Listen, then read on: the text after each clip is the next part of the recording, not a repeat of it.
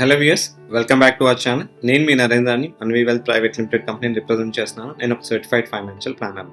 So ఈ mutual fund బేసిక్స్లో భాగంగా ఇవాళ వీడియోలో ఏంటి మనం తెలుసుకోబోతున్నాము అంటే, ఈ ఈక్విటీ అనే కేటగిరీలో ఆ ఈక్విటీ అనే టైప్లో ఎన్ని కేటగిరీ ఆఫ్ ఫండ్స్ ఉన్నాయో మనం ఎర్లియర్ వీడియోలో చూస్తున్నామండి.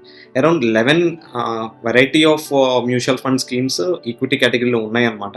దాంట్లో ముఖ్యంగా ఎక్కువ మందికి తెలిసిన కేటగిరీ అండ్ మీరు కూడా ఇంపార్టెంట్గా తెలుసుకోవాల్సిన టైప్స్ ఆఫ్ స్కీమ్స్ ఏంటి అంటే large cap fund, mid cap fund, small cap fund. వీటితో పాటు ఇంకా చాలా కేటగిరీస్ ఉన్నాయండి. సో ఈ వీడియోలో ఈ 3 టాపిక్స్ని కవర్ చేయబోతున్నాము. సో లార్జ్ క్యాప్ ఫండ్ అంటే ఏంటి అంటే, బాంబే స్టాక్ ఎక్స్చేంజ్లో ఉన్న టాప్ 100 కంపెనీస్లో ఇన్వెస్ట్ చేసే ఫండ్ని లార్జ్ క్యాప్ ఫండ్ అని పిలుస్తారండి.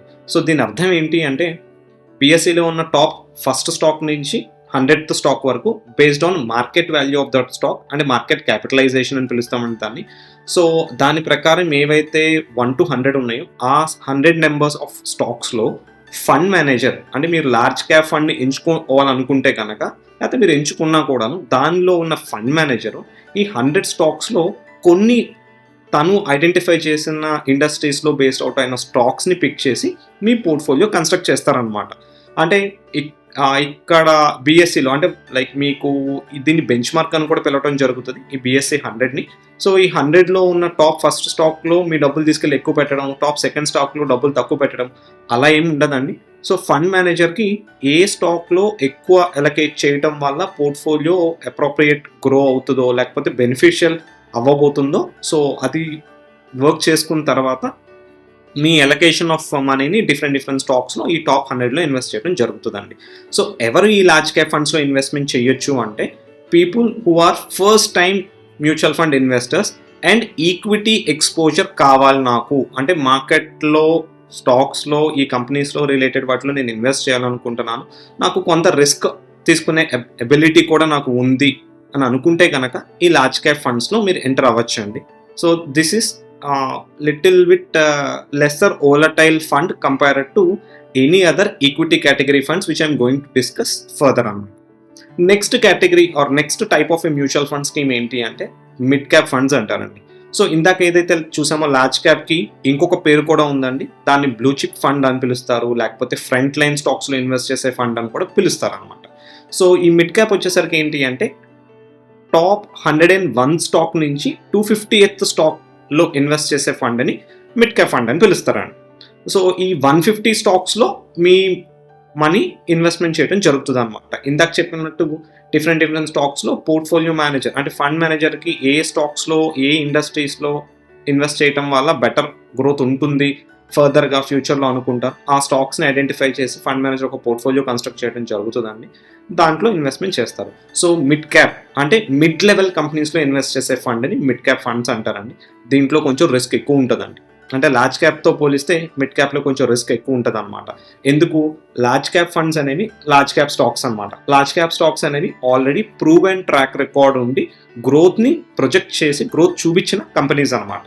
సో మిడ్ క్యాప్ కంపెనీస్ అంటే ఏంటంటే ఇంకా లార్జ్ క్యాప్ అంత గ్రో కాని కంపెనీస్, అంతవరకు వెళ్ళే పొటెన్షియాలిటీ ఉన్న కంపెనీస్ అని అర్థం. సో ఈ మిడ్ క్యాప్ కంపెనీస్లో కొంచెం రిస్క్ పోర్షన్ ఎక్కువ ఉంటుంది.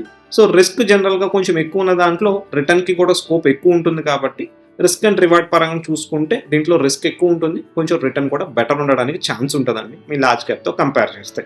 And next last but not least category in this video is small cap funds అండి. సో లాస్ట్ ఫ్యూ మంత్స్ నుంచి లాస్ట్ కపుల్ ఆఫ్ ఇయర్స్ నుంచి మీరు చూస్తే ఈక్విటీ మ్యూచువల్ ఫండ్ పర్ఫార్మెన్స్లో ఈ స్మాల్ క్యాప్ అనేది it is topping the charts అనమాట. ఎందుకు? ఈ స్మాల్ క్యాప్ అనేది it is high volatile fund and high risk fund and very aggressive fund అనమాట. ఎవరు ఈ స్మాల్ క్యాప్లో ఇన్వెస్ట్ చేయొచ్చు అనేది తెలుసుకునే ముందు అసలు ఇదేంటో కూడా మనం తెలుసుకుందాం.